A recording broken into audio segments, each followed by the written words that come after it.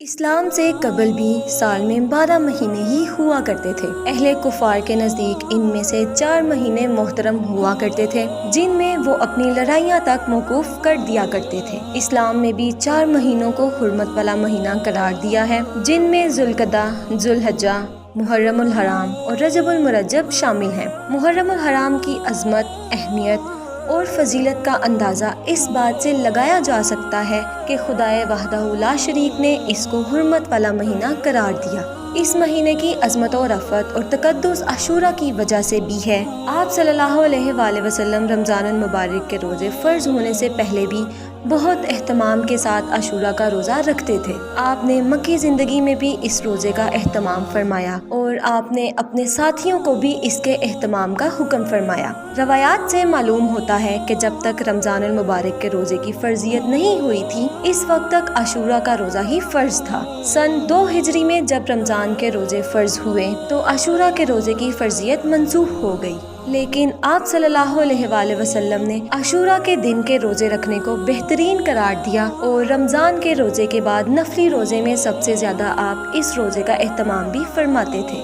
عاشورہ کے دن انبیاء کو ان کے دشمنوں سے پناہ دی گئی اور ان کو ہلاک و برباد کر دیا گیا۔ فرعون کی مثال ان میں سے سب سے اہم ہے۔ روایات سے پتہ چلتا ہے کہ خدا نے زمین و آسمان، دن اور رات اسی دن پیدا کیے۔ اسی دن حضرت آدم علیہ السلام کی پیدائش ہوئی اور بعض دیگر عظیم ہستیوں کی تاریخ پیدائش بھی اسی دن سے منسوب ہے۔ تاریخ کا ایک بہت اہم واقعہ بھی اسی دن پیش آیا جب نواسۂ رسول حضرت امام حسین رضی اللہ تعالیٰ عنہ نے دین بچانے کے لیے اپنی جان راہ خدا میں قربان کر دی۔ روایت ہے کہ اسی دن حضرت آدم علیہ السلام کی توبہ قبول ہوئی۔ اسی دن حضرت نوح علیہ السلام کی کشتی ہولناک سیلاب سے محفوظ ہو کر کوہ جودی پر لنگر انداز ہوئی۔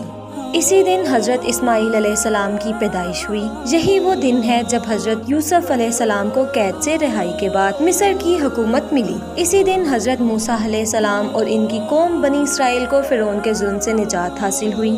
اسی دن حضرت موسیٰ علیہ السلام پر توریت نازل ہوئی۔ اسی دن حضرت ایوب علیہ السلام کو سخت بیماری سے شفا نصیب ہوئی اور یہی وہ دن تھا جب حضرت یونس علیہ السلام 40 روز مچھلی کے پیٹ میں رہنے کے بعد زندہ نکالے گئے۔ اسی دن حضرت یونس علیہ السلام کی قوم کی توبہ قبول ہوئی اور ان کے اوپر سے عذاب ٹلا۔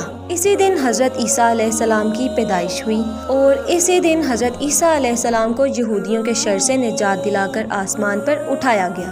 روایات کے مطابق اسی دن دنیا میں پہلی باران رحمت نازل ہوئی۔ اسی دن قریش خانہ کعبہ پر نیا غلاف ڈالتے تھے اور اسی دن حضور پاک صلی اللہ علیہ وآلہ وسلم نے حضرت خدیجہ الکبریٰ رضی اللہ تعالیٰ عنہا سے نکاح فرمایا۔ کہا جاتا ہے کہ حشر کا میدان بھی 10 محرم الحرام کو سجے گا جب کفار کو دوزخ اور مومنین کو جنت میں ابدی زندگی ملے گی۔